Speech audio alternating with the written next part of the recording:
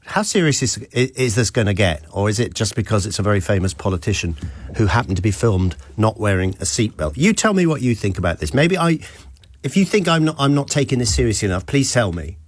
Because although, technically you're breaking the law, anyway, you decide from this. So here's the story. So within the last hour, Lancashire Police, and it has to be Lancashire Police because the actual bit of film was made in the back of a car in Lancashire as he visited Morecambe for the Eden project. It was all about how much the government were giving to the north as well as the southeast. As it turned out, the southeast was getting more than the north for levelling up. But Lancashire Police have, within the last hour, no doubt they've been pestered by people like us all night, have said they are looking into the Prime Minister's failure to wear a seatbelt in the back of his car. Rishi Sunak has apologised. He was being driven along after his error of judgment, he called it. It was spotted in an Instagram video after he was filmed not wearing a seatbelt whilst a passenger in the back of a moving car. The Prime Minister's spokesman said he had made an error of judgment by briefly taking it off to film a social media clip during a trip to the north of England. So he's in the back of the car and someone presumably is in the back of the car with him, filming him. So he turns sort of sideways and in order to do so has to take off the seatbelt to do that. So Mr Sunak, his spokesman, told reporters fully accepts this was a mistake and apologises. The spokesman added the Prime Minister believes that everyone should wear a seatbelt. In the moment, a famous lawyer will tell us, has he broken the law? First though, here's the advert. Hi.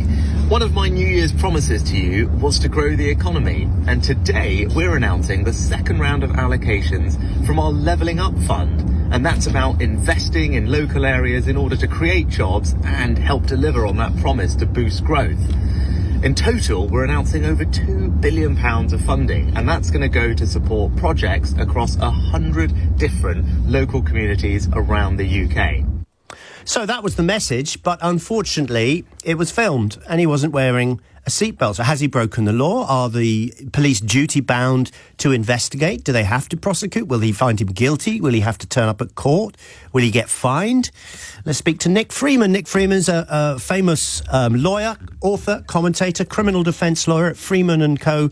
Solicitors, specialising in motoring law. He knows a few things about breaking the law or not. One of the leading people in this field. Thank you very much for joining us, Nick. How badly has he broken the law, if at all? Well, he has broken the law. The law says that you must wear a seatbelt.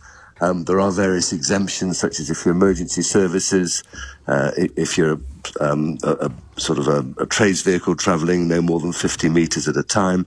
There are various exemptions. He doesn't fall with any of those exemptions. It's very simple. He's broken the law. So it's not just an error in judgment. He's broken the law. I'm afraid we're quite used to our prime ministers stepping out of line. It's unfortunate, naive. The simple thing, the police will investigate it.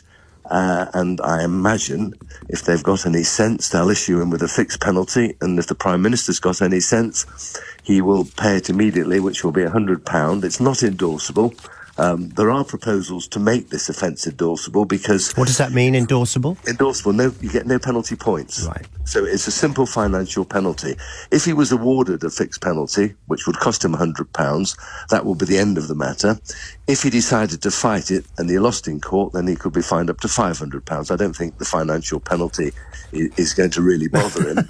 I think what's going to bother him is reputational damage and sort of the crass stupidity, again, of somebody not following their own laws when they're Prime Minister. And really, that's quite serious. It's not a vote winner, and it's just unnecessary and stupid. And you wonder who is advising these people to behave like this, because it's not doing the government any good. They've got much more serious business to deal with. So in simple terms, it's broke the law. It's going to cost him £100. He, of course, was fined along with Boris Johnson for breaking the law over Partygate. Does that double this offence? No, completely irrelevant. The fixed penalty, if he went to court and lost, then the court would be aware of a previous financial penalty, probably or possibly, but it's not going to make the slightest difference. It's not going to be an aggravating feature. This is just, as I say, an offence of complete stupidity, naivety. I've no doubt when he took his seatbelt off, he wasn't thinking of the consequences. He was concentrating on the advert that he was seeking to put out there, which was, look what we're doing for the North. That was his focus. and he took his eye off the ball, didn't he? So just so that we know, wearing a seatbelt is mandatory in the front seat, the driver's seat, the passenger seat, the back seat, for everybody. Correct. Okay. Yeah, as a basic law it is, unless you're emergency services or one or two other exemptions. Not being Prime Minister, that's not an exemption. That unfortunately isn't an exemption. It's not a defence and it's not a special reason. So it's as simple as that. It's literally black and white. Okay, and are the police duty bound to have a look at or investigate? Well, they are when somebody makes a complaint, and clearly more than one person has made a complaint. The police have indicated, Lancashire Police have indicated they're investigating, and I think they'll be under enormous pressure to investigate impartially, as one would expect them to, as any police force should do, and they will say, yes, there's an offence here. They might want to question him to see if there's a special reason why he committed the offence. But I anticipate they'll offer him a fixed penalty, and I'm sure he'll be very strongly advised to put it to bed as quickly as possible. If you were defending him, Nick, would you try and find some mitigating circumstances or just say it's a fair cop? Look, I haven't got his instructions. Not yet. And I haven't got his instructions. And I think, even as a defence lawyer, you'd be concerned about the damage that it's doing to him. And as I say, his priority must be just get rid of this distraction as quickly and as painlessly as possible. And that's hold your hands up. Silly mistake. It was only for a minute. The point I was about to make is wearing a seatbelt is actually very important. And the government were considering, and I was one of the people suggesting that they make it endorsable with penalty points, because 24% of all fatalities involve people who do not wear seatbelts. So, you need to lead by example. He recognises that. And, it's not a trivial thing. He should lead by example. And, he undoubtedly will pay £100 for the offence that he's committed, I imagine.